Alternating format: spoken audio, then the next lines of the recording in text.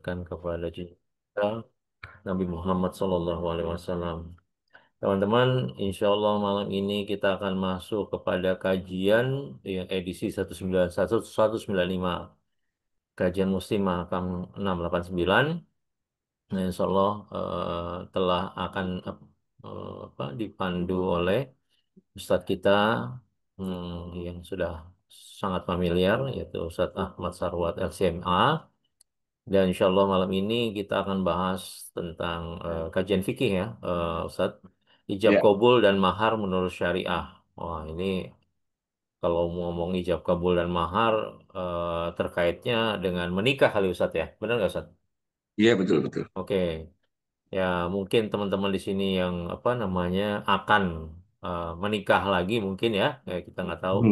Atau mungkin nanti kan ada anaknya yang mungkin akan menikah. Moga-moga insya Allah malam ini akan tercerahkan dengan pembahasan dari Ustadz. Tafadhol Ustadz, waktu dan tempat kami persilahkan Ustadz. Ya, terima kasih. Bismillahirrahmanirrahim. Assalamualaikum warahmatullahi wabarakatuh. Alhamdulillah, wassalatu wassalamu ala rasulillah, amma ba'du. Jamaah sekalian, kajian kita malam hari ini benar tadi dikatakan masih bagian dari fikih nikah. Judulnya adalah tentang ijab kabul dan mahar.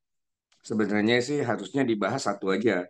Kalau mau bicara mahar ya mahar, kalau mau bicara ijab kabul ya ijab kabul. Tapi karena desainnya digabung jadi satu ya kita mau nggak mau bagi-bagi tugas lah ya atau bagi-bagi apa namanya waktunya. Kalau kita bicara ijab kabul, sebenarnya ijab kabul itu salah satu di antara rukun nikah. Jadi rukun nikah itu kan ada 5 ya.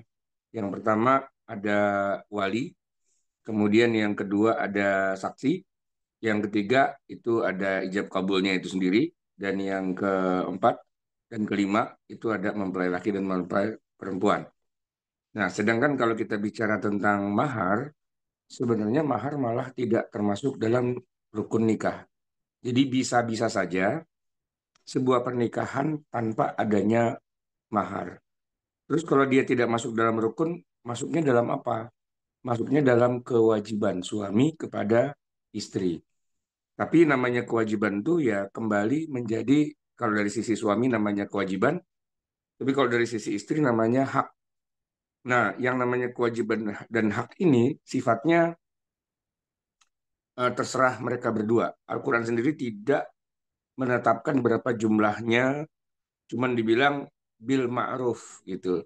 Dengan yang sepadan atau yang biasanya gitulah. Nah, tentang sepadan itu yang biasanya itu, nah makanya dari situ para ulama tidak masukkan yang namanya mahar itu sebagai rukun, karena dalam prakteknya justru ada juga orang yang mau dinikahi di masa Nabi karena dia rela tidak diberi mahar gitu ya.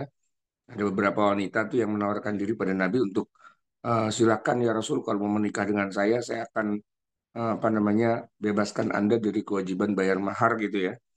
Maka dengan demikian mahar itu tidak masuk dalam rukun nikah. Nah, sekarang kita bicara yang ijab kabulnya dulu.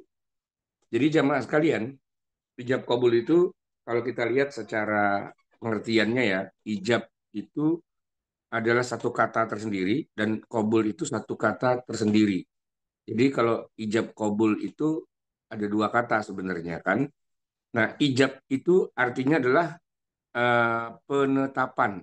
Seseorang menetapkan sesuatu, saya menetapkan A, saya menetapkan B, saya menetapkan C gitu ya. Alzama ala syai'in, menetapkan atas sesuatu gitu ya. Atau di istilahnya kalau para para ulama menyebutkan tolabus syari' al-fi'l ala sabilil ilzam. Permintaan pembuat syariat untuk melakukan suatu perkara dengan cara yang mengharuskan. Jadi eh, kalau kita bicara ijab itu dalam konteks pernikahan, jadi pernyataan yang dikeluarkan oleh wali dari seorang perempuan atau kita sebut ayahnya gitu ya, yang menyatakan untuk menikahkan putrinya itu dengan orang yang diajak ngomong. Ankah tuka, aku nikahkan kamu. Jadi saya gitu ya, si wali ngomong kepada si calon mantunya, ankah tuka, aku nikahkan kamu, atau zawwajtuka, aku kawinkan kamu, bibnati hadhihi, dengan anakku yang ini. Bisa ditunjuk orangnya, bisa disebut namanya, tapi yang jelas ditakyin gitu ya, yang mana karena boleh jadi ada orang punya anak banyak perempuan. Jadi kalau dibilang dengan putriku yang mana gitu kan, antara dia tunjuk orangnya dengan bahasa isyarat atau dia sebut namanya. Udah itu intinya begitu. Jadi yang namanya ijab, saya nikahkan kamu dengan anak saya. Gitu. Nah, lalu ijab itu tidak bisa dianggap sebagai sebuah akad gitu ya, atau sebuah apa namanya resmi pernikahan, kecuali dia dilengkapi dulu dengan kobul. Kobul itu sebagaimana juga dalam bahasa Indonesia kabul artinya jawaban yang sifatnya mengabulkan, mengabulkan apa yang tadi dia katakan. Nah, ini yang jawab itu adalah mantunya atau suami dari si istri itu. Nah, jadi jamaah sekalian yang dirahmati Allah, kalau kita bicara tentang ijab kabul, sebenarnya itu melibatkan dua orang laki-laki, yaitu pertama bapaknya si pengantin perempuan, dan yang kedua suaminya si pengantin perempuan. Nah, mereka ini berdua, mertua dan menantu, dua-duanya laki-laki. Jadi akad nikah itu secara teknisnya terjadinya bukan antara laki-laki dan perempuan, tapi terjadinya akad itu ya terjadinya antara laki-laki dengan laki-laki. Tapi ini bukan perkawinan laki-laki dengan laki-laki. Akad itu adalah yang ngucapin itu adalah ayahnya si anak perempuan, ya kan? Dan kemudian yang menjawabnya adalah yang bakalan jadi suaminya itu. Nah, dua itu disebut dengan akdun nikah atau kalau rinciannya lagi tadi disebut eh, apa ijab dan kabul. Nah, beda dengan ijab yang harus ada tiga unsur tadi ya. Saya nikahkan ada kata nikahnya atau yang sepadan. Saya nikahkan, saya kawinkan gitu ya. Eh, kamu, nah itu yang kedua, kamunya dia sebut namanya siapa gitu dengan siapa gitu. Jadi nikah kamu dengan kamu itu yang ngomong si bapak. Nah, sedangkan kalau kabul si yang jadi suaminya itu cukup dia menyatakan iya saja, cuman menjawab oke, siap, setuju dan sebagainya, bahkan dengan bahasa isyarat sekalipun ngangguk atau tanda jempol atau apa gitu, nah itu sudah dianggap sebagai persetujuan. Jadi kabul itu artinya persetujuan. Nah, antara ijab dengan kabul itulah yang dikatakan sebagai akdun nikah. Kalau kabul saja tidak ada ijabnya bukan akad, dan kalau ijab saja tanpa ada kabul namanya bukan akad. Nah, ijab dan kabul barulah itu dikatakan sebagai akad. Nah, jemaah sekalian, kita beranjak pada yang kedua tentang syarat dari ijab dan kabul. Jadi untuk bisa dikatakan ijab kabul itu sah, itu ada beberapa syaratnya. Yang pertama harus satu majelis. Maksudnya tidak boleh antara dua pihak yaitu si bapak dengan si calon mantu itu masing-masingnya berada di tempat yang terpisah. Walaupun di zaman sekarang tuh ada telepon atau ada apa namanya video call misalnya gitu, atau ada radio, ada alat-alat telekomunikasi, tapi tidak sah kalau seandainya ijab kabul itu dilakukan secara jarak jauh gitu ya. Nah, ini kadang-kadang kalau kita suka nonton film atau sinetron atau apa tuh kadang-kadang di situ terjadi kesalahan. Ya mungkin sutradaranya atau yang punya cerita kurang apa ya, kurang paham gitu ya. Ini telepon jarak jauh itu tidak sah dalam sebuah ijab kabul. Kecuali, nah, si wali atau si ayah tadi itu mewakilkan. Nah, itu boleh. Tapi wakilnya itu harus hadir di satu majelis dengan si calon suami. Dan si calon suami di sisi yang lain juga boleh mewakilkan. Dan boleh juga masing-masing saling mewakilkan. Jadi wakil ketemu wakil dalam satu majelis itu bisa dan boleh. Nah, itu jamaah sekalian. Jadi syarat yang pertama harus satu majelis. Akad nikah dengan ijab kabul itu harus dilakukan dalam sebuah majelis yang sama, di mana keduanya sama-sama hadir secara utuh dengan ruhnya, dengan jasadnya. Termasuk juga di dalamnya ada apa tadi itu kesinambungan antara ijab dengan kabul tanpa jeda yang membuat nggak nyambung. Nah, ini yang di sini nih yang agak kadang-kadang susah nih. Sebentar. Karena terlalu apa ya, terlalu harfiah dalam memahami apa yang dituturkan para ulama, seringkali di tengah kita itu jadi dagelan, jadi lucu-lucuan. Misalnya ya, antara yang dibaca sama si wali dengan yang dijawab sama si suami itu harus nyambung. Nyambung itu tidak boleh ada jeda. Saya nikahkan saudara siapa gitu ya namanya Fulan bin Fulan dengan putri saya namanya Fulana binti Fulan dengan mas kawin begini-begini dibayar tunai. Nah itu harus dijawab langsung, nggak boleh ada jeda gitu. Biasanya kan gitu kan para ustadz ngajarinnya gitu. Kalau sampai ada jeda maka nggak sah gitu. Sebenarnya sih nggak, ya sah-sah saja gitu ya. Apalagi orang pakai tertekun dulu sebentar. Yang jelas kita tahu bahwa memang kedua belah pihak tuh menyepakati satu hal. Kan gaya orang kan nggak bisa yang harus tidak boleh ada salahnya gitu misalnya. Enggak. Cuman memang di kita, khususnya si siapa tuh petugas KUA, kadang-kadang suka cari-cari perhatian lah gitu ya. Artinya dia suka bikin hal-hal yang nggak bener gitu. Kalau saya katakan nggak bener, kenapa? Karena ngarang-ngarang dianggap tuh kayak sebuah ritual, kayak orang lagi baca usoli harus yang masuk banget, kalau nggak diulang lagi. Bahkan pakai ada latihan segala. Lucu dah. Ya, orang mau ijab kabul suruh latihan gitu. Seolah-olah itu panggung sandiwara, kayak lagi ngapalin dialog gitu. Padahal kan yang namanya ijab kabul itu bukan bukan sandiwara gitu loh. Bukan sesuatu yang sifatnya disakral-sakralkan atau dimain-mainkan gitu, bukan. Ijab kabul ya ijab kabul. Dalam arti ya dia baca aja. Nggak harus yang dibikin-bikin, di apa gitu, kayak dibikin biar suasananya gitu. Enggak. Ya ijab kabul ya ijab kabul. Bahwa semua yang hadir di situ tahu, oh terjadi ijab kabul, ya sudah gitu. Jadi kalaupun misalnya dia ngomongnya sedikit kesleo misalnya, atau agak sedikit tersendat mungkin karena haru ya, agak nangis sedikit atau gimana gitu, tapi sah apa tidak sahnya itu nggak ngaruh sebenarnya gitu. Cuman itu di kebiasaan orang kita suka memain-mainkan hal-hal yang seperti itu karena dianggapnya itu kayak pentas drama gitu. Jadi pakai cut salah dari ulang, dari ulang lagi, cut salah dari ulang lagi gitu, kayak orang bikin film gitu ya. Padahal nggak perlu kayak gitu. Jadi walaupun dikatakan tidak boleh ada jeda waktu, maksudnya yang membuat orang jadi nggak nyambung. Misalnya gini ya, saya nikahkan kamu dengan putri saya dengan mas kawin sekian-sekian dibayar tunai.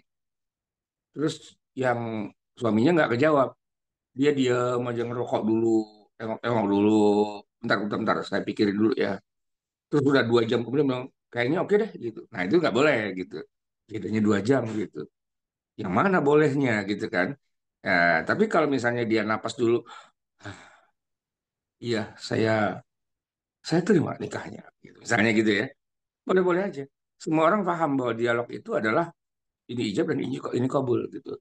Kecuali sampai melakukan hal-hal yang membuat orang-orang menganggap itu itu maksudnya menijab, mengkabul apa gimana? Nah, kalau sampai gitu, dia disela dengan ngobrol sama telepon sama orang. Saya nikahkan kamu dengan putri saya gini-gini deh. Bentar, bentar Pak. Ini ada telepon dulu, dia telepon dulu. Oh, gimana jadi harganya? Ya Pak, jadi Pak. Gitu kan. Nah, itu kan kejeda gitu kan. Kejeda itu kepotong gitu maksudnya. Tapi kalau kejeda dalam arti dia napes, atau dia batuk, atau dia mungkin tadi saya bilang agak ya keluar air mata, ya napasnya agak gimana gitu. Nah, itu tidak merusak sebenarnya. Karena itu kan bukan ibadah ritual gitu ya. Orang kita lagi sholat aja boleh berhenti. Ya misalnya gini, kita lagi baca surat surat Al-Fatihah nih. Bismillahirrahmanirrahim. Alhamdulillahi Rabbil Alamin. Lalu orang tuh nangis sudah. Ar-Rahmanirrahim. Maliki yaumiddin. Lalu dia diam sebentar gitu. Iya karena berdua gitu kan. Jeda sebentar tuh boleh nggak? Ya boleh-boleh aja. Kenapa jadi nggak boleh? Gitu kan. Nah, sholat aja boleh kayak gitu. Apalagi dalam cuma ijab kabul gitu. Cuman yang tadi saya bilang, rada-rada lebay petugasnya. Dan kita udah terbiasa dapat hiburan dengan begitu-begituan. Tapi kalau sampai misalnya ada perkataan lain, nah itu yang jadi masalah. Tapi kalau cuma sekedar mengambil napas, ya kan? tapi kemudian apa misalnya menelan ludah dan sebagainya biasa-biasa aja. Yang pertama satu majelis ya. Terus yang kedua syaratnya ijab kabul itu harus saling dengar tapi juga saling mengerti. Nah ini nih yang kacau nih urusannya. Kebiasaan di pesantren karena merasa udah belajar kitab kuning, belajar nahu, belajar sorof, belajar bahasa Arab gitu ya. Gengsi rasanya kalau ijab kabul nggak pakai bahasa Arab gitu. Tapi ngarangnya itu juga susah gitu kan. Ngarangnya susah. Mungkin kalau yang si calon suami enak, qabil tuh nikah gitu aja. Tapi kan kalau pakai yang bahasa Arab tuh, ankah tuka, wa zawajtuka gitu. Bi khatibatika anta, bi ibnati ana, ismuha kata gitu kan. Terus maharnya juga yang aneh-aneh gitu ya kan. Maksudnya nggak satu benda. Ada 5 item yang berbeda dengan ukuran yang berbeda-beda kan puyeng itu, ya kan? Nah, yang namanya ijab kabul itu bukan ritual ibadah. Jadi tidak harus pakai bahasa Arab gitu. Ya boleh sih pakai bahasa Arab, tapi paham nggak nih ntar dua-duanya? Kadang-kadang dia pakai bahasa Arab, tapi dia nggak paham apaan gitu. Terbukti setelah akad nikah selesai tanya, tadi maharnya apaan? Apaan tadi itu ya? Nah, lu kagak paham tadi lu ngomong apa kan gitu ya. Jadi nggak usah, ya istilahnya nggak usah show off lah gitu. Kalau ijab kabul kan bahasa Indonesia aja. Tuh orang daerah, kan bahasa daerah lah gitu. Itu yang kedua. Jadi saling dengar dan saling paham. Jadi pakai bahasa Indonesia aja, biar lebih nyambung, lebih mudah. Yang ketiga, syaratnya ijab kabul itu adalah tidak bertentangan antara satu dengan yang lain. Kalau ijab bilang A, maka kabulnya nggak boleh jadi B, gitu. Misalnya bunyi lafaz ijab diucapkan oleh wali itu, aku nikahkan kamu dengan anakku dengan mahar 1 juta. Lalu lafaz kabulnya, saya terima nikahnya dengan mahar 0,5 juta. Nah kan antara 1 juta sama 0,5 juta, maksudnya dia mau nawar kali gitu ya. Nah, nawar sih boleh, tapi tadi sebelum mau akad. Kalau udah akad, ya berarti antara yang disebut maharnya dengan yang disebut yang kedua, itu harus klop. Itu gini, dengan mahar 100 juta dibayar tunai. Dia jawab, dengan mahar 100 juta bayar nyicil. Nah, antara tunai dengan nyicil kan nggak nyambung tuh ya. Nah, itu jadi nggak sah gitu ijab kabulnya. Yang mana yang mau dipakai? Yang pertama apa yang kedua gitu ya. Nah, yang ketiga istilahnya itu, yang keempat istilahnya tamyiz. Maksudnya sama-sama sudah tamyiz baik si calon suami ataupun si wali. Ya gini-gini, Pak. Kita kan selalu berpikir kalau yang namanya wali itu pasti bapaknya gitu kan. Tapi kadang-kadang wali itu bisa saja bukan bapaknya, bisa saja saudaranya kan bapaknya udah meninggal, kakeknya udah meninggal, paman nggak ada, adanya saudaranya dan itu lebih kecil, adiknya gitu. Jadi kalau anak perempuan itu Pak, kalau orang tuanya sudah nggak ada dan yang nggak ada, masih bisa dinikahkan oleh saudaranya.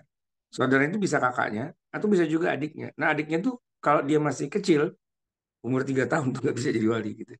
Minimal dia sudah mumayyiz. Nah gitu. Walaupun dia belum balik, anak usia 6 tahun, 7 tahun udah bisa jadi wali bagi kakak perempuannya. Nah maka syaratnya harus sudah mumayyiz. Begitu juga yang jadi suaminya. Suaminya harus sudah mumayyiz juga gitu. Karena nah kita emang aneh ya. Suaminya harus mumayyiz, bukannya suami udah usianya minimal harus sekian tahun gitu kan menurut undang-undang.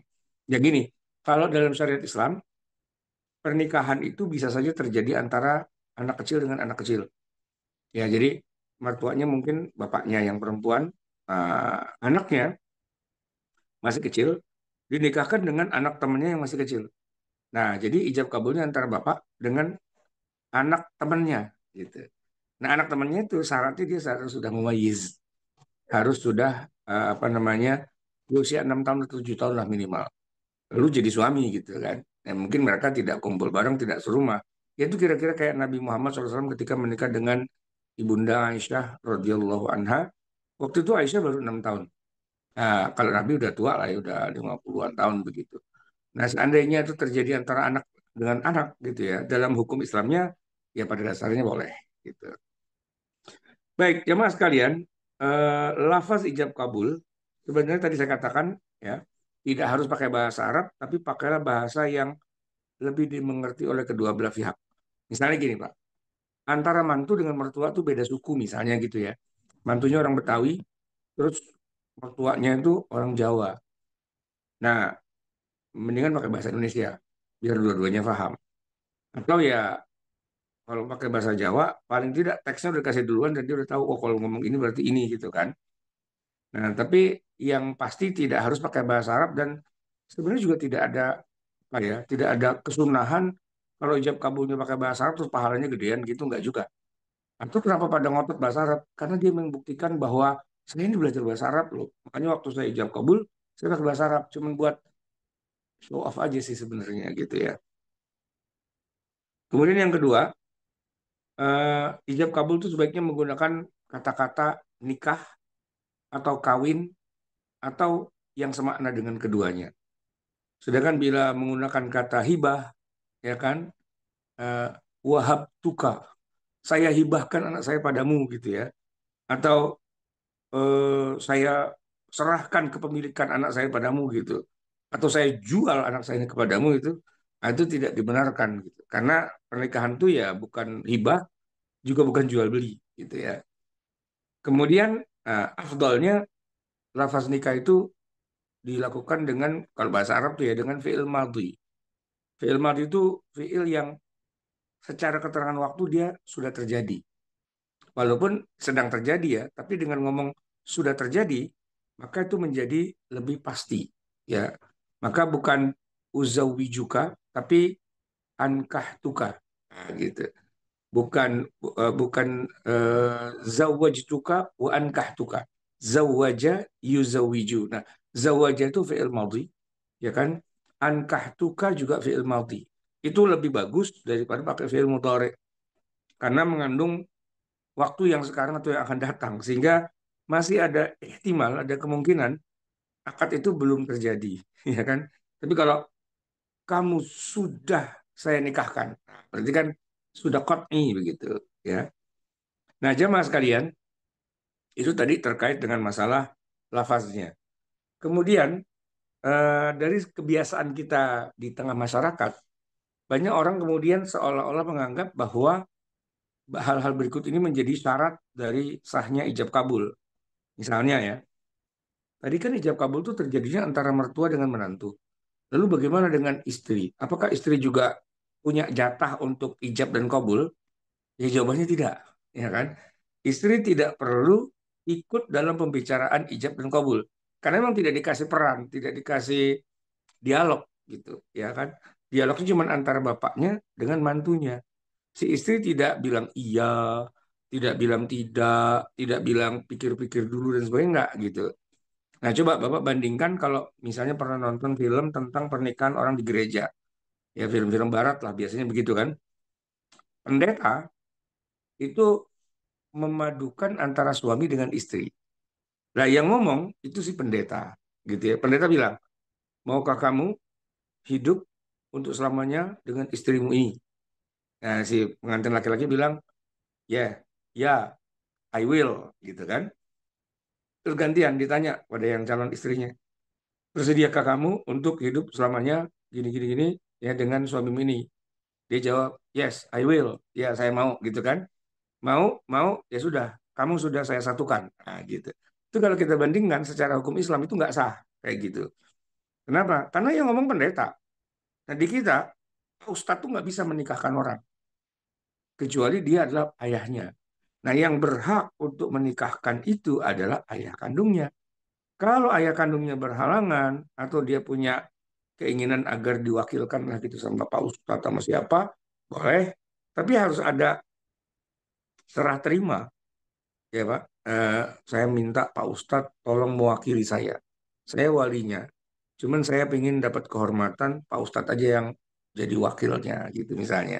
Itu boleh, tapi posisinya sebagai naib, sebagai wakil, bukan sebagai yang benar-benar wali. Nah, walinya itu harus ayah kandungnya sebenarnya.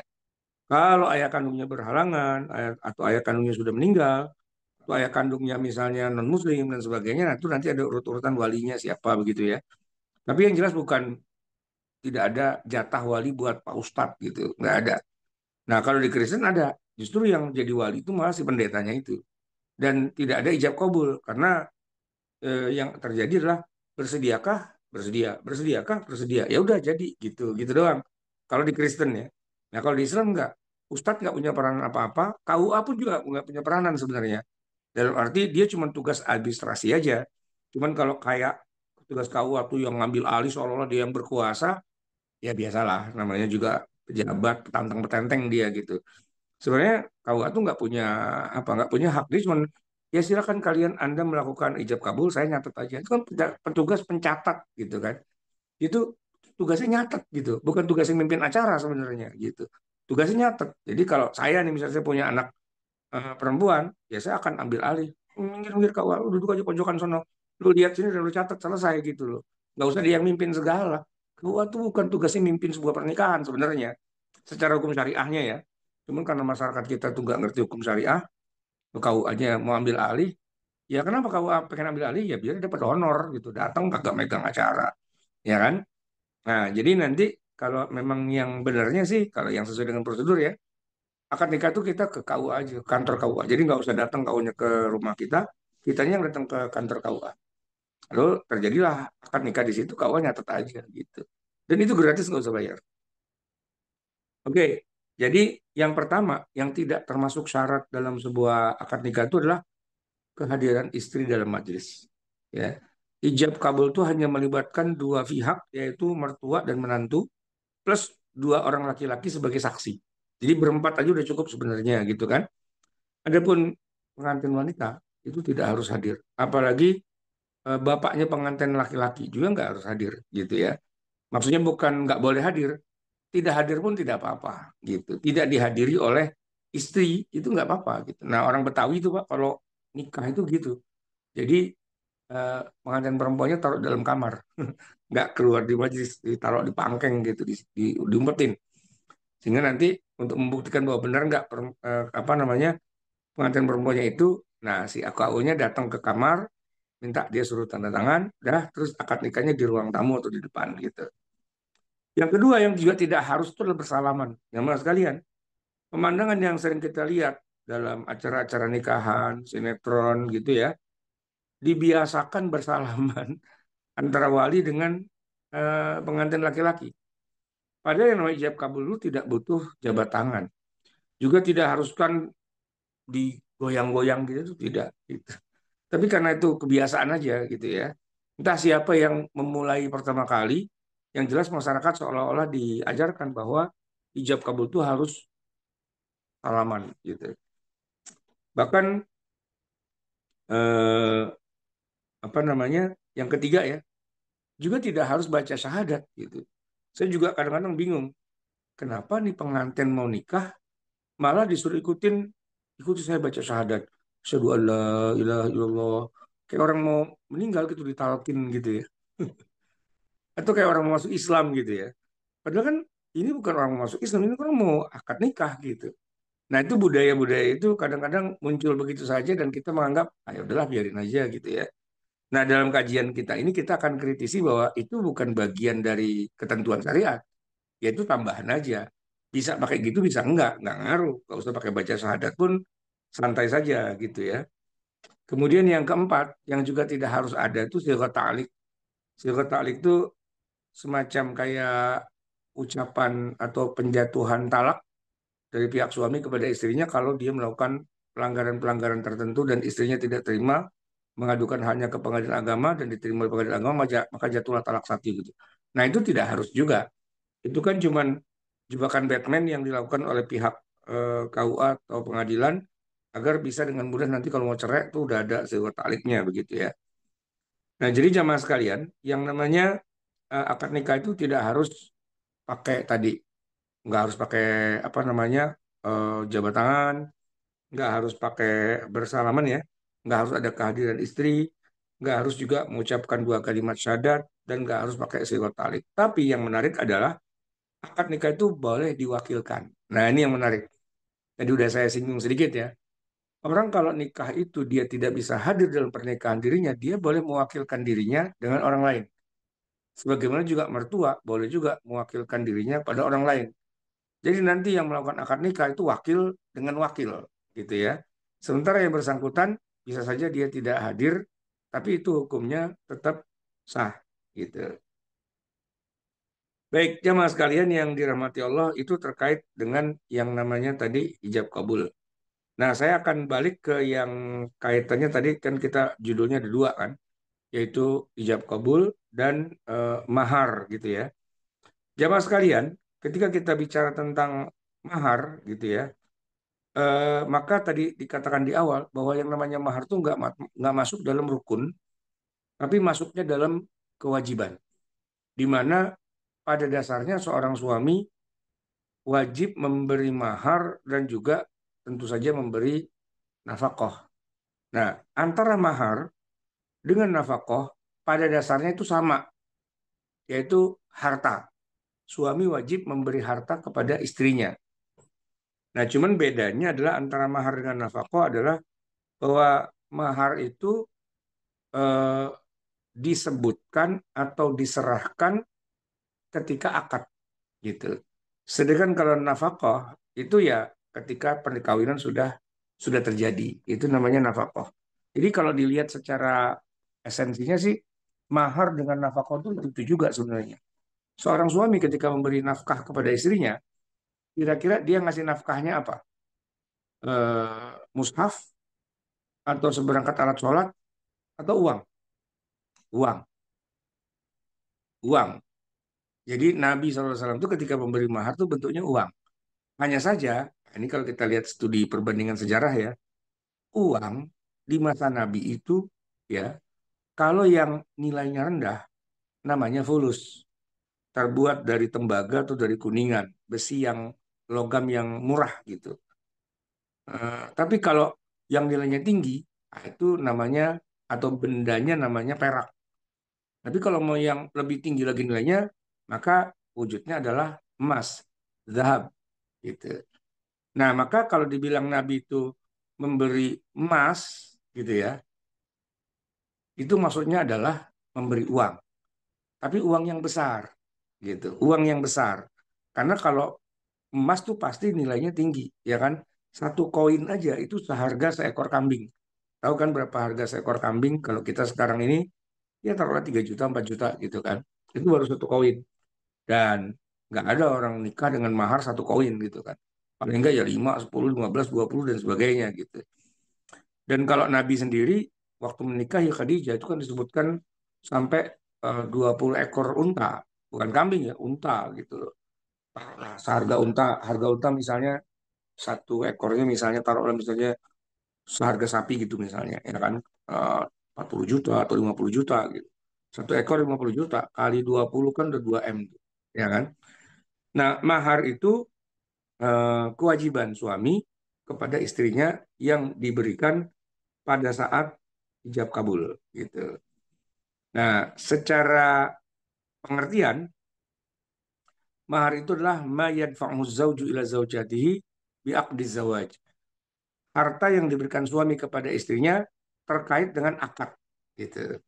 Jadi ketika akad maka mahar itu diberikan. Walaupun mahar itu juga boleh dihutang gitu ya. Maksudnya bukan dihutang apa?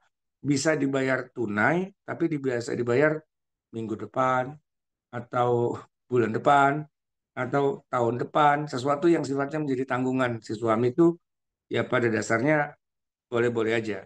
Walaupun kita dalam kenyataannya hampir tidak pernah ya ada mahar kok dihutang gitu.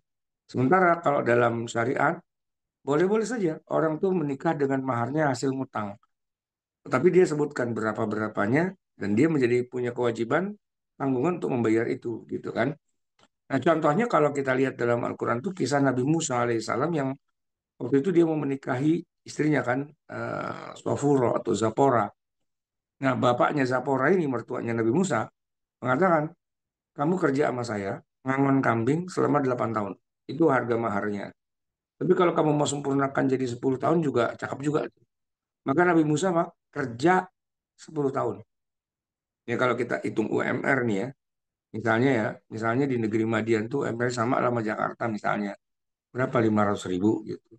Sebulan 500.000. Berarti kalau setahun kan 500 kali 12 ya. Berapa itu? Nah, 500.000, 5 juta, 5 juta kali 12, 60 juta kan? Setahun 60 juta. Kalau apa 12, kalau 10 tahun berarti 600 juta. Lumayan kan? Gede itu. Nah, tapi itu semua dicicil kan? Jadi kayak kayak jadi kayak gini, kayak Nabi Musa kerja tapi nggak dibayar karena bayarannya buat nyicil bininya gitu. Itu yang dimaksud dengan mahar. Tapi kenapa tadi saya katakan bahwa mahar itu tidak masuk rukun? Karena harganya atau nilainya tergantung ke apa namanya kesepakatan kedua belah pihak, dan kesepakatan itu biasa sangat dipengaruhi oleh urf atau kebiasaan yang ada di tengah masyarakatnya. Terus terang saja, kalau bangsa Arab itu yang namanya mahar itu memang tinggi, paling tidak kalau diukur dengan ukuran kita. Kalau di kita mahar tuh kayak apa ya, kayak nggak ada nilainya, nggak ada apa ya istilahnya. Bahkan banyak orang memberi mahar tidak dalam bentuk harta gitu. Masa memberi mahar dalam bentuk hafalan Quran, kan nggak masuk logika gitu ya. Maksud saya gini, nggak masuk logika gini. Bagaimana kalau gaji bulanan dibayar dengan hafalan Quran, bisa nggak? Nggak bisa kan? Mas, uang belanja dong. Tenang, saya akan bacakan Al-Quran untuk ya kan nggak bisa belanja di Indomaret dengan bacaan Quran dan hafalan suaminya gitu kan.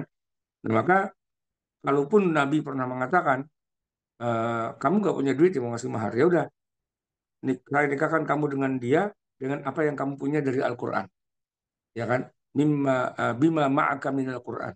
Bima ma'aka minal Quran itu maksudnya bukan kamu hafal berapa juz lalu kamu bacain juz itu di depan dia. Enggak, karena itu bukan harta. Nah, kamu punya ilmu tentang Al-Quran, lalu kamu ajarkan istrimu belajar Al-Quran. Kalau istrinya nggak pinter. Dan ini yang lucu gini, suaminya Hafiz, calon istri itu Hafizoh gitu. Terus si suaminya bilang, saya mau nikah sama istri saya dan maharnya baca surat Ar-Rahman. Lah, bininya aja udah hafal, nah, ngapain dia ngajarin lagi kan gitu ya. Nah, itu nggak nyambung gitu. Nah, jadi sebenarnya yang namanya mahar itu harusnya harta. Kalau bahasa kita ya uang, berapa? Juta, 10 juta, 100 juta, ya begitulah. Jadi dia harus sesuatu yang sifatnya mal gitu.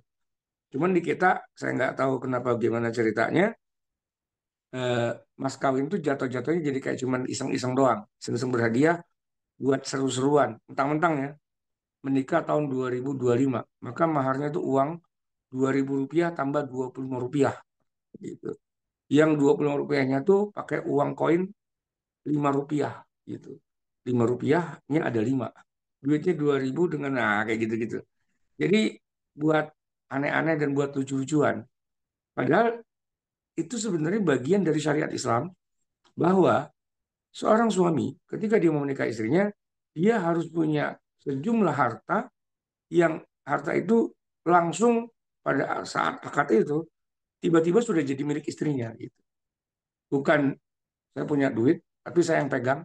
Tapi istri saya kalau butuh apa-apa minta sama saya. Bukan, itu namanya bukan mahar. Dan mahar itu misalnya dia punya duit 100 juta. Nah, itu yang dijadikan sebagai uang pemberian kepada istrinya gitu. Dengan mahar uang 100 juta tunai, ini dia duitnya satu kantong kresek gitu. Kasih ke istrinya gitu. Kalau menurut saya itu uang, bukan perhiasan, bukan emas, bukan apa gitu ya. Kenapa? Ya boleh-boleh aja. Cuman maksudnya yang dimaksud dengan mahar itu sama dengan nafkah gitu. Kan nggak harus orang suami itu ngasih uang belanja bulanan dalam bentuk kalung, dalam bentuk giwang, cincin gitu kan enggak. Ya nafkah bulan nanti uang, duit. Karena dengan itu dia bisa belanja apa aja. Nah, yang namanya mahar ya uang, ya duit gitu. Bukan emas atau perhiasan atau apa gitu. Nah, itu formalitas yang dibikin-bikin gitu sebenarnya. Baik, eh, kemudian mahar itu tadi bukan rukun nikah, udah jelas. Nah, apakah mahar itu harus disebut pada saat ijab kabul? Ini sebuah pertanyaan. Karena yang kita tahu bahwa kebanyakan orang nikah itu maharnya disebutin gitu. Nah, sebenarnya kalau kita lihat secara hukum syariahnya, ijab kabul itu tidak wajib disebutkan mahar, ya. Penyebutan mahar dalam akad nikah itu tidak diharuskan. Artinya lafaz ijab kabul yang tidak menyebutkan besaran mahar itu juga sudah dianggap sah. Ankahtuka wa zawwajtuka bibnati hadhihi. Tanpa menyebutkan bimaharin kadar wa kadar, nggak usah, itu sudah sah gitu. Ibnu Qudamah dalam kitab Al-Mughni itu menyebutkan bahwa nikah itu tetap sah meskipun tanpa menyebut mahar. Wa jumlatu anna nikaha yasihu min ghairi tasmiyati sadaqin fi qawli ammati ahli ilmi. Menurut kebanyakan para ahli ilmu, akad nikah itu tetap sah walaupun ya istilahnya tidak disebutkan maharnya. Kemudian kalau nggak wajib, tapi disebutin kan kebanyakan itu gimana hukumnya? Nah, hukumnya kebanyakan bilang mustahab biar bukan buat ria sih ya. Ya tapi buat jaminan gitu. Karena kalau dia nggak sebutin maharnya, kan nggak tahu juga saya dinikahi dengan berapa gitu kan, nggak ada jaminan. Nah, jadi di di di apa? Diistihbabkan ya, dianjurkan, lebih disukai kalau ketika akad nikah maharnya itu disebutkan nilainya gitu. Disebutkan nilainya. Biar kalaupun dia tidak bayar secara total pada saat itu, tetap bisa ditagih gitu di kemudian hari. Nah, jemaah sekalian, mahar ini sebenarnya tadi ya, dia bukan rukun, dia wajib. Lalu apa sih hikmah di balik kalau orang nikah tuh harus ada maharnya gitu. Walaupun mungkin kalau istrinya bilang nggak usah pakai mahar, aman gitu ya. Tapi lebih afdolnya atau lebih bagusnya si istri menetapkan harga mahar. Sehingga suami itu bisa menjalankan kewajibannya dan jangan istrinya bilang, saya bebaskan Anda dari kewajiban bayar mahar. Itu sama dengan begini, kamu boleh menikahi saya dan saya bebaskan kamu untuk tidak usah memberi nafkah umur hidup gitu. Nah, terus gunanya apa jadi suami kalau nggak memberi nafkah kan gitu ya.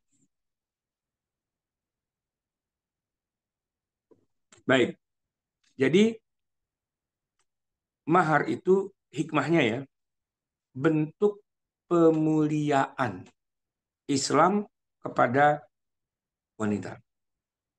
Cara Islam itu menghargai wanita, berikan dia mahar pada saat menikah. Dan uang itu 100% milik si istri. Jadi mahar itu adalah harta yang diberikan suami, kalau uang ya, ditransfer ke rekeningnya istri, dan itu sah menjadi miliknya istri. Ya, sebagai penghalal dari hubungan mereka. Dulu di zaman jahiliyah, wanita itu tidak memiliki hak untuk memiliki apa mahar, karena yang dibayar itu bapaknya. Jadi kayak ngejual anak gitu ya. Jadi kalau bayar mahar kepada bapaknya, yang nentuin mahar itu bapaknya. Ini di era jahiliyah. Nah, masuk agama Islam datang, mahar tetap ada, tapi yang punya hak dari mahar itu adalah si istri, bukan si bapak. Jadi bukan buat mertua. Itu sebagaimana bunyi ayat-ayat Al-Quran yang selalu mengatakan wa atun nisa sadaqatihinna nihlah. Berikan kepada para wanita mahar-mahar mereka dengan sepenuh keikhlasan. Jadi mahar itu hak 100% istri. Ya, gitu. Itu yang pertama. Jadi untuk memberikan kemuliaan, semakin tinggi maharnya, semakin tinggi juga apresiasinya. Ya kayak gini, ada kita mengundang ustadz yang senior, yang terkenal, yang udah masuk TV gitu ya, gitu kan. Nah, sebagai penghormatan kita kepada tokoh kayak gitu, nggak mungkin lah kita samain sama ustadz kampung gitu. Ustadz kampung mah ya istilahnya kasih amplop ala kadarnya aja udah syukron-syukron gitu. Tapi kalau kita ngundang penceramah besar gitu kan, undang siapa Agim gitu misalnya, undang siapa gitu kan, kagak mungkin ngasih penghormatannya cuman 200.000 gitu kan, ya kan? Apalagi ketemu manajemen, wah angkanya bisa puluhan juta, ratusan juta gitu kan. Nah, itu penghormatan kan. Kita menghormati tokoh yang kita hormati ya, ya dengan biaya, dengan angka gitu kan. Nah, penghormatan Islam kepada para wanita, pada istri adalah semakin tinggi maharnya, semakin tinggi juga nilai penghormatan itu. Itu yang pertama. Nah, yang kedua, pemberian mahar itu juga sekalian buat mengikat gitu. Kenapa? Jadi gini, wanita itu kalau dikasih mahar dengan murah, maka dia bisa dengan mudah minta cerai dan kalau kita tuntut balikin tuh duitnya, ala lu cuma ngasih duit goceng doang pakai nuntut, ini gue balikin 10.000 dengan bunganya sekalian, kan selesai gitu. Nah, tapi kalau ngasih maharnya yang senilai ratusan juta atau miliaran gitu ya, Kan nggak bisa si wanita itu tiba-tiba bilang, saya minta cerai gitu. Udah dikasih mahar 2 miliar minta cerai gitu kan. Tabokin aja gitu. Dan emang nggak masuk akal juga gitu kan. Nah di zaman Nabi ada tuh seorang wanita yang begitu. Udah dinikahin dengan nilai mahar yang kayak kebun kurma. Tapi dia nggak cocok sama suaminya. Dia datang pada Rasul. Kata Rasul, lu udah dikasih kebun kurma, langsung ablak-ablak gitu, mau minta cerai juga. Balikin, kata Nabi. Iya saya balikin. Nah gitu. Nah itu kan kalau emang dia nekat banget udah nggak demen sama suaminya. Tapi ini kan bukan masalah demen nggak demen gitu. Masalahnya dikasih kebun kurma sebanyak itu, masa usul balikin? Ya enggak gitu kan. Maka dia akan tetap pertahankan pernikahannya itu, tidak minta cerai gitu ya. Kemudian yang ketiga ya wujud bentuk kepemimpinan suami. Kan dikatakan ar-rijalu qawwamuna 'alan nisa bima fadlallahu ba'dahum 'ala ba'di wa bima anfaqu min amwalihim. Laki-laki itu kan jadi pemimpin bagi wanita. Karena apa? Karena Allah sudah melebihkan sebagian laki-laki dengan perempuan. Dan juga karena laki-laki itu yang mengeluarkan uh, harta gitu. Wabima anfaku, dia yang mengeluarkan harta. Maka di mana-mana sponsor itulah yang punya hak gitu, ya kan? Itu tergantung yang punya proyek nih. Proyeknya proyek siapa gitu kan? Yang punya duit banyak, yang membiayai proyek itu yang berhak gitu. Kita ngundang artis, yang bayar siapa gitu. Nah, yang bayar ya artisnya menurut sama yang bayar kan gitu ya.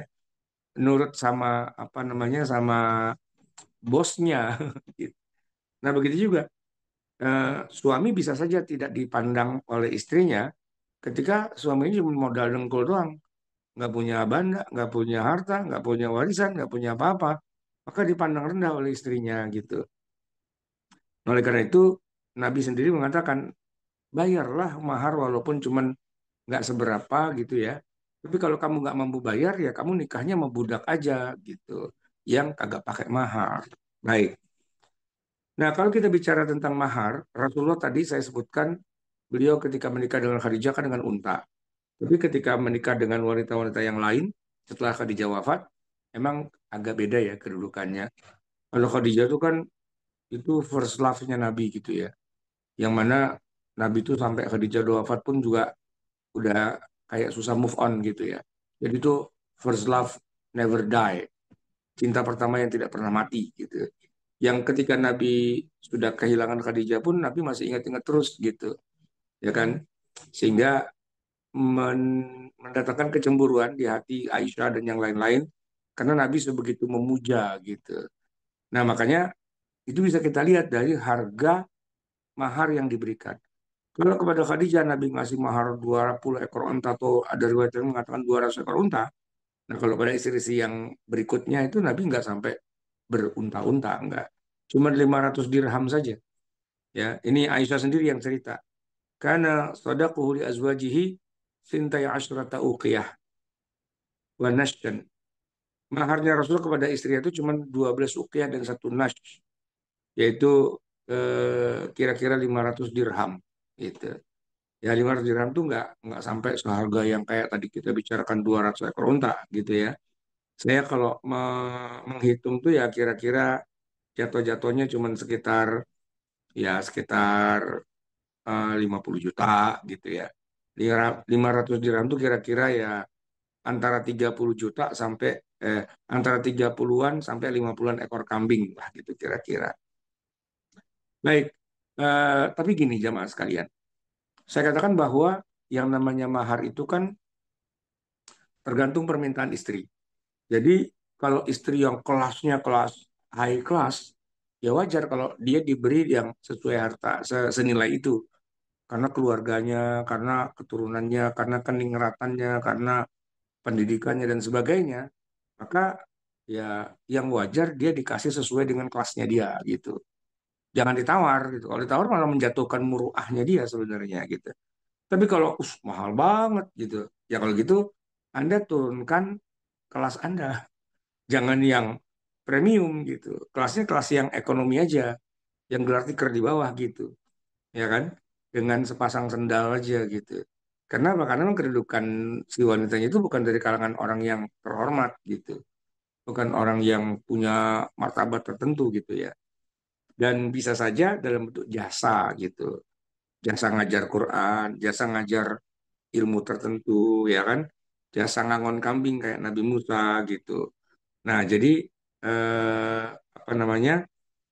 Tidak harus mahar itu setinggi itu, tergantung dari si wanitanya juga dan tergantung dari urufnya juga.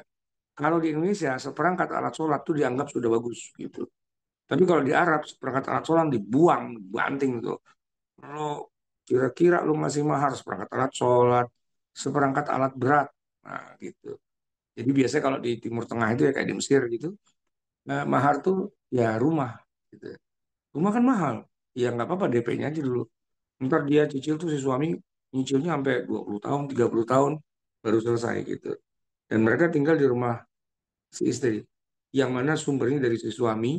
Ini kalau mereka ribut, berantem, perang dan sebagainya, rumah itu sudah rumah istri bukan rumah suaminya. Gitu. Baik, jemaah sekalian yang dirahmati Allah, sebenarnya masih banyak ya. Cuman saya akan berikan kesempatan kalau ada pertanyaan terkait dengan masalah tadi ya, masalah ijab kabul dan juga yang kedua tentang mahar ini. Saya kembalikan lagi pada pimpinan acara.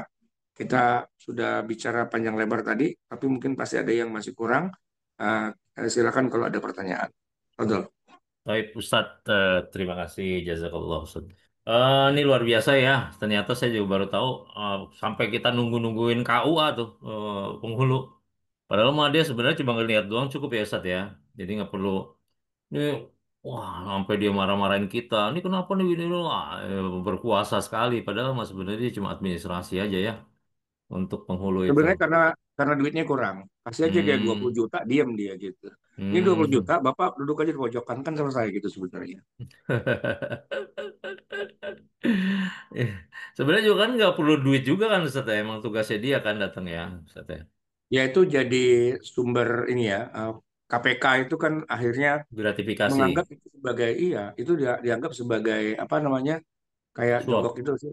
suap, Eh, suap. Gratifikasi kali ya Ustaz ya. Gratifikasi, iya. Makanya Hmm, kalau yang benar kita datang ke kantornya. Yang benar hmm, itu dan gratis itu, nggak hmm. bayar. Terus yang kedua tadi bahwa kita haruslah datang hadir secara ruh dan batin Biasa. apa Ya. fisik jasad ya. Itu Hmm. juga baru tahu lewat ada di film pernikahan lewat Zoom. Wah itu.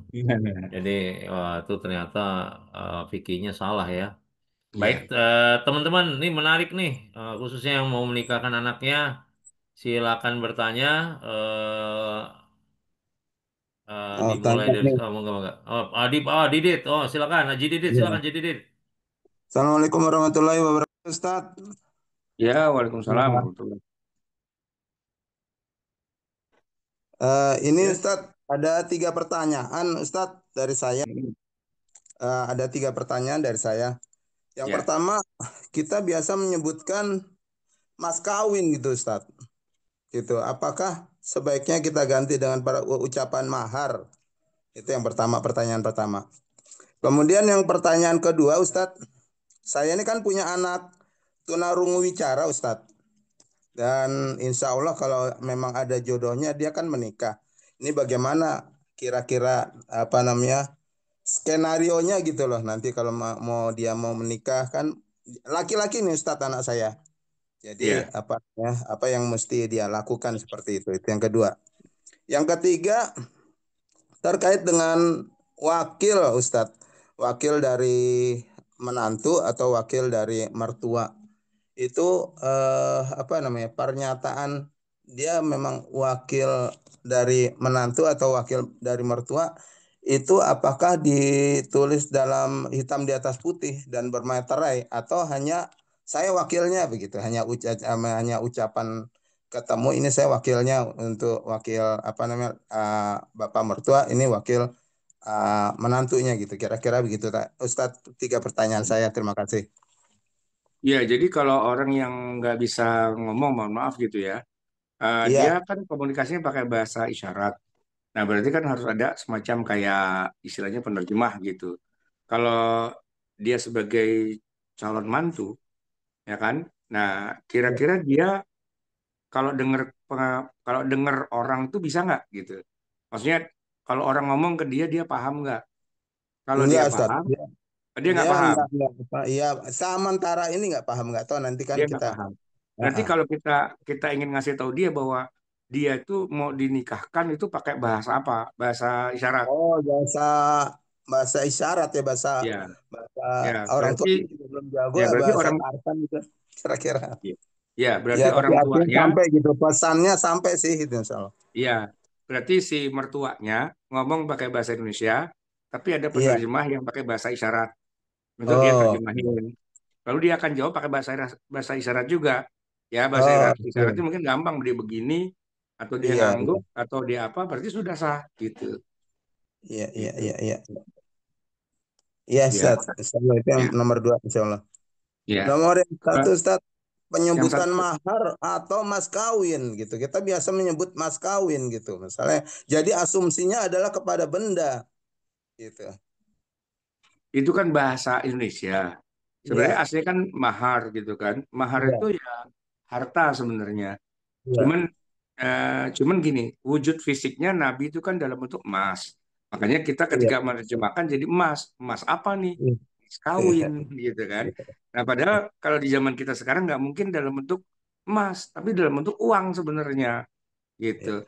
Ya kalau mau dijadikan emas boleh juga, walaupun bentuknya tidak harus emas. Jadi mas kawin itu istilah aja sih. Ya artinya Oh, maksudnya mahar. Jadi kita mau bilang mahar juga boleh, mau bilang mas kawin juga boleh, mau bilang sodak juga boleh. Ada banyak sih oh, penamaan-penamaan itu bebas aja, ya. tapi maksudnya ke sana sama. Sih. Yang ketiga, Ustadz, mengenai perwakilan Wakil. gitu disebut wakil. Apakah harus Jadi gini, tertulis ya, atau jadi gini. hanya ucapan gitu? eh, Sebenarnya dengan ucapan aja cukup.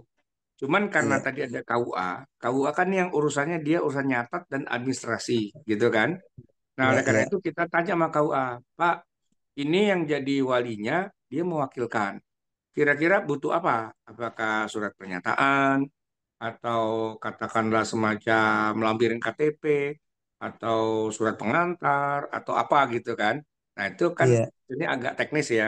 Nah, itu yang kita tanyain sama KUA, karena kan dia yang ngurus masalah administrasinya. Kalau kata KUA, udah ngomong aja lisan misalnya gitu ya, misalnya, ya udah ikutin aja. Nah, disitulah fungsinya kenapa kita pakai KUA karena secara administratif dia yang akan istilahnya ngatur kelengkapan dokumen itu harusnya gimana kalau perwakilan gitu. Oh, Apakah berarti kita diskusikan dulu ya, itu kalau aneh ya. iya ngomong Bukan dulu sama sebelum hari H KUA-nya ya. dia. Ya, Iya, iya. kan misalnya kita mau numpang nikah nih, ya anak Iya, kita laki-laki, terus calonnya iya, perempuan di kecamatan mana, kan kita datang ke KUA-nya sana dulu, bilang mau numpang nikah. Tapi kita iya. bilang, ini nanti yang jadi wali bukan saya nih, ada wakilnya. Syaratnya apa gitu? Apa bikin surat Oh, masih. perwakilan apa Iya. gimana gitu? Ya, hmm. Iya, iya. Terima kasih Ustadz Ya, ya, atas ya, Ya, sama-sama. Toib ya, Haji Didit, kayaknya Haji Iya. Didit mau menikahkan Faiz nih, udah Iya, siap-siap ya. iya. Ya, kita kan anu ya. Namanya sedia payung sebelum ngojek. Sedia payung Siap, sebelum ngojek. siap. Baik, yang lain gimana nih? Yang lain nih, kan kayaknya udah pada siap mau menikahkan anak-anaknya ya. Yang anaknya mau menikah mah enggak tanya nih. Biasanya pada rame ini nanya nih. Oh ada nih di ini di chatting nih, Ustaz. Sebentar, Ustaz. Assalamualaikum Ustaz, ini dari Restoto. Kalau mahar nggak tunai tapi dalam perjalanan sebelum lunas sudah bercerai, gimana tuh Ustaz? Jadi utang ya? Ini maharnya terkredit kali Mas, terutang dalam Ya, perjalanan belum lunas sudah cerai gitu. Gimana Ustaz? ya tetap harus dibayar karena kan utang. Kecuali kalau istrinya bilang, saya minta dicerai, adapun utang-utang kamu yang belum lunas, udah saya anggap lunas, misalnya gitu kan. Ya berarti nggak usah Hmm. bayar. Tapi kalau misalnya dia janji mahar misalnya 100 juta, baru DP doang 2 juta, kurang 98 gitu, udah gitu cerai. Ya 98-nya jadi utang sampai bawa masuk kuburan itu urusannya gitu. Nah Hmm. makanya, tapi kan gini, yang bisa menjatuhkan talak kan suami, istri kan nggak bisa menjatuhkan talak, Ya. kan gitu. Jadi ya istri mau ngomong tolak telek pagi sore siang malam kayak orang minum obat, kagak ngaruh, karena yang bisa menjatuhkan talak itu suami, bukan istri. Kalau pakai hukum Islam, kalau pakai hukum negara, kadang-kadang saya juga belum nyampe juga ilmunya itu. Gimana ada istri bisa menjatuhkan talak pada suami? Aneh juga sih ya. Menggugat cerai itu gimana Ustaz? Ya, makanya istilahnya menggugat kan, bukan menceraikan. Kalau laki-laki itu laki-laki ya kepada istrinya Hmm. menjatuhkan cerai, bukan menggugat cerai. Nah, kalau Hmm. perempuan kepada suaminya menggugat, menggugat itu berarti kayak dia menuntut agar dia Hmm. diceraikan gitu. Tapi tidak bisa dia menceraikan, dia minta agar dia diceraikan, namanya menggugat gitu. Ya biar Jadi bagaimanapun. Mm-mm. selama misalkan nih, Ustaz, maafan Mm. Ustaz ya. Jadi selama misalkan negara udah mutusin karena mungkin aku pakai pengacara mahal gitu. Tapi suaminya tidak menjatuhkan talak, itu berarti belum cerai dong Ustaz kalau secara hukum agama. Kecuali suaminya nggak tahu bahwa dia sudah pernah menandatangani sikotalik ya, karena sikotalik Hmm. kan jembatan Batman gitu. Hmm. Hmm. Karena kalau sikotalik kan suaminya menceraikan sebenarnya. Baru 5 menit dia Hmm. bilang ijab kabul, lalu dia bilang seandainya saya begini jatuh talak satu. Nah dia udah jatuhin talak tuh 5 menit kemudian. Nah gitu ya. Tapi nggak juga sih. Jadi kadang-kadang begini juga. Istri menggugat cerai, bawa pengacara, lawyer dan sebagainya. Lalu kan Hmm. suaminya dipanggil. Hmm. Ini dalam pengadilan kita ini lucu. Kalau suami dipanggil kagak datang, panggilan 2 kali gak datang, ketuk palu di Hmm. kita Ya tuh iya, begitu. itu kan berarti kan dalam hukum agama dia nggak sah itu kan Ustaz, kalau suaminya nggak mau ceraikan itu. Iya, harusnya sih nggak sah gitu ya, harusnya ya. Makanya tadi saya bilang, saya belum nyampe ilmunya kenapa bisa begitu gitu. Kalau menurut saya Hmm. sih itu nggak sah perceraian kayak gitu. Tapi ya, Berarti kekuatan suami luar biasa, dia bisa gantung istri sampai kapanpun tuh Ustaz ya. nah itu yang kemudian diupayakan oleh sistem hukum kita itu untuk dicarikan celahnya. Ya kan celahnya pakai Hmm. sigotaklik, celahnya pakai apa demi menghindari madorot, mendapatkan maslahat. Makanya negara kayak mengambil alih peranan seorang suami, seolah-olah di atasnya suami itu ada negara gitu. Kayak wali, ada istilah wali adol kan. Ada wali yang tidak mau menikahkan anaknya. Maka dalam konteks kayak gitu, maka negara bisa mengambil alih gitu. Demi kemaslahatan si anak perempuannya. Nah, dalam kasus ini kayaknya mereka menggunakan itu ya pendekatannya. Jangan sampai suami itu membuat si istrinya terkatung-katung. Nah, ini gimana nggak terkatung-katung, dipanggil kagak datang suaminya, gitu kan? Hmm. Panggil 2 kali kagak datang, pengadilan langsung jatuhin palu, tok, cerai, udah gitu aja gitu. Ya, Hmm. ya memang maunya cerai sih, gitu ya. Ya udah kalau emang begitu ya suaminya ikhlas aja. Kalau dia Hmm. digugat cerai dan dia nggak datang, kecuali kalau dia pengen pertahankan dan dia ngerti hukum, dia melek hukum, istrinya gugat pengadilan, ya dia gugat lagi. Gitu. Maksudnya dijabanin gitu, jangan ditinggal. Kalau ditinggal malah lancar gitu jadinya. Hmm. Terus ini Harus Ustaz, apa nih kasusnya ini gosip sedikit Ustaz. Kasusnya yang apa ini ada artis yang udah laki-lakinya Ustaz menggugat cerai sudah 3 kali batal terus tuh Ustaz. Andre Taulani. Ah iya iya Ustaz. Itu gimana ceritanya Ustaz? Kan harusnya udah talak itu Ustaz. Ya itu dia makanya sistem hukum kita itu dengan fikih itu nggak nyambung gitu, banyak nggak nyambungnya kan. Kalau logikanya kalau suami mengatakan talak ya jatuh cerai gitu. Cuman di kita itu nggak bisa. Suami jatuhkan talak, istri menjawab tidak keberatan gitu. Ini hukum Belanda sebenarnya itu. Itu bukan hukum Hmm. Islam sebenarnya, itu hukum Belanda. Nah, di Belanda emang begitu. Nah, di kita ini kan hukumnya orangnya Islam, Hmm. rajin sholat, rajin pergi haji bolak-balik. Tapi kalau hukum pernikahan masih separuhnya pakai Belanda gitu di kita itu. Padahal hakimnya Islam, yang bikin undang-undangnya Islam, pakar-pakar hukum agamanya juga banyak Pak Haji Bu Haji. Tapi kalau udah masuk bab ini, nah emang saya sering gulung tangan juga tuh gebuk-gebukan sama pakar-pakar hukum. Saya bilang itu bukan Hmm. hukum Islam, itu hukum Belanda. Bela-belain hukum Belanda loh, gitu kan. Nah kalau hukum Islam nggak bisa, suami kalau udah jatuhin talak ya jatuhin talak gitu. Tapi oleh mereka dianggap itu tidak sah. Kenapa? Karena dianggap suami itu orang bodoh, orang idiot yang kalau mau jatuhin talak harus depan pengadilan. Kalau pengadilan bilang iya, iya. Tapi kalau pengadilan bilang tidak, ya tidak. Gitu. Dengan alasan demi kemaslahatan. Ya di satu sisi saya agak agak setuju juga sih.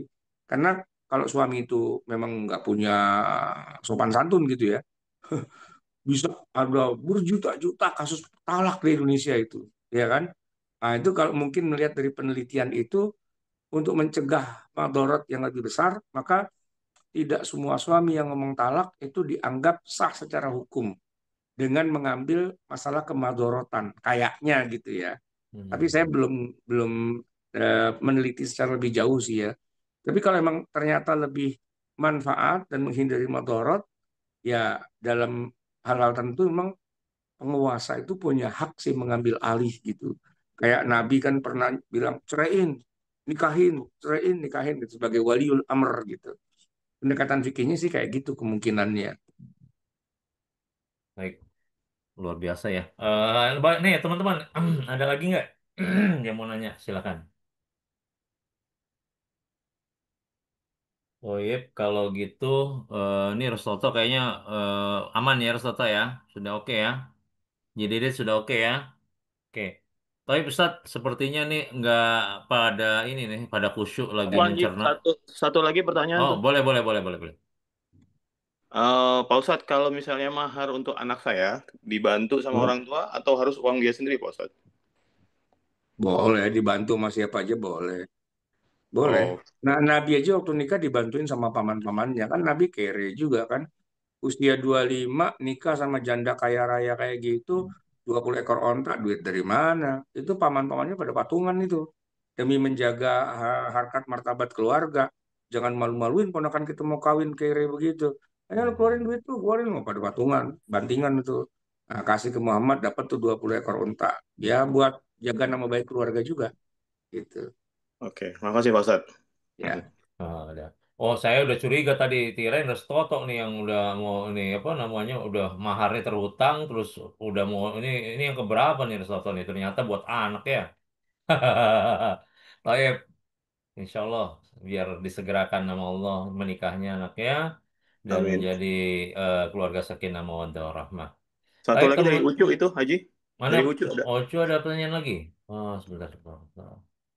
Ocu, pertanyaannya apa ya? Oh, ini nggak kelihatan nih sudah. Ah, Ustaz, mahar itu apakah hasil diskusi sebelumnya dengan antara calon mantu dengan mertua? Lalu bagaimana jika kesepakatan di antara keduanya, jika tidak ada kesepakatan di antara keduanya tuh, Ustaz? Gimana, Ustaz, kalau mahar, Ustaz? Ya kalau nggak ada kesepakatan ya nggak jadi nikah lah. Hmm. Ya kan gini, Pak, saya mau nikahin anak Bapak. Ya udah berapa maharnya? 100 juta deh gitu. Hmm. Oh, 100 juta dikit banget. Hmm. Gopek dah gitu. Wah, ketinggian Pak, gopek nggak kuat saya. Ya 100 juta DP ya, sisanya bayar gitu. Apa cicil gitu. Nggak Pak, saya nggak bisa kalau saya Hmm. gitu. Ya nggak bisa ya nggak jadi nikah kan gitu intinya. Hmm. Masa nggak nggak sepakat harga mahar tapi nikah gitu kan nggak bisa Hmm. ya. Sepakati dulu harganya berapa ini gitu. Kita mau nyebut angkanya itu kan harus sama. Si mertua bilang angka 100 juta, si mantu nyebut ya 100 juta. Hmm. Jangan tadi bapaknya bilang 100 juta, anaknya bilang goceng aja dah gitu ya. Nggak bisa begitu kan. Nggak Hmm. sah itu akadnya kalau begitu. Jadi harus ada kesepakatan sebelumnya. Iya. Harus ada kesepakatan tuh, Bang Ucu ya. Ini pengalaman Iya. pribadi saya nih, Ustaz. Saya pernah kayak gini, Ustaz. Nah, Pernah kayak gini nih, kejadian pengalaman. Yang memang nggak jadi nikah, ya. Tapi memang kesepakatannya nggak ada. Eh, iya. Tapi Ustaz, Bang Ucu udah oke ya? Sip. Yang lain nih gimana nih? Pada tidur ya? Dengerin nggak? Ceramah tuh didengerin, bukan dibuat tidur. Oh iya Ustadz, kalau gitu kayaknya ini dari teman-teman apa namanya sudah menyimak, sudah mencerna, mungkin sedang mencerna Ustadz. Silakan Ustadz, Ya, boleh ditutup dengan doa Ustadz. ya, Tafadhol. baik. Jemaah sekalian, mari kita tutup dengan doa. Saya akan bacakan, silakan diamini. Bismillahirrahmanirrahim. Alhamdulillahirabbil alamin hamdan yuwafi ni'amahu wa yukafi'u mazidah. Amin. Amin. Ya Rabbana lakal hamdu wa lakal syukru kama yanbaghi li jalali wajhika wa li Amin. 'azimi sultanik. Amin. Amin. Amin. Allahumma salli Amin. wa sallim wa barik ala sayyidina Muhammad wa ala ali sayyidina Muhammad. Amin. ربنا ظلمنا أنفسنا وإن لم تغفر لنا وترحمنا لنكونن من الخاسرين. Amin. Amin. ربنا آمنا بما أنزلت واتبعنا الرسول فاكتبنا مع الشاهدين. Amin. ربنا لا تزغ قلوبنا بعد إذ هديتنا وهب لنا من لدنك رحمة إنك أنت الوهاب. ربنا Amin. آتنا في الدنيا حسنة وفي الآخرة حسنة وقنا عذاب النار. Amin. وصلى Amin. الله على سيدنا محمد وعلى آله وصحبه وسلم والحمد لله رب العالمين. Amin. والسلام عليكم ورحمة Waalaikumsalam الله warahmatullahi wabarakatuh. وبركاته. Waalaikumsalam Waalaikumsalam Waalaikumsalam warahmatullahi warahmatullahi wabarakatuh. wabarakatuh. Jazakallah Ustaz, terima kasih atas tausiahnya luar biasa, mencerahkan sekali dan insya Allah bermanfaat bagi kami semua yang khususnya yang mau menikah juga atau menikah lagi atau menikahkan anaknya. Saya Ustaz, silakan Ustaz kalau mau beristirahat. Terima kasih sekali lagi Ustaz. Ya, Assalamualaikum sama-sama. Terima warahmatullahi kasih Saya wabarakatuh. pamit Ustaz. dulu ya. Selamat Ya, imam. Assalamualaikum. Waalaikumsalam warahmatullahi Waalaikumsalam wabarakatuh. Salam. warahmatullahi wabarakatuh. Oke guys, sampai ketemu Sampai minggu depan. ketemu minggu depan. Salam. Oke. Salam Pramuka ya. Pramuka. Salam tempel. Oh iya, yuk, Assalamualaikum. Salam. Waalaikumsalam warahmatullahi wabarakatuh.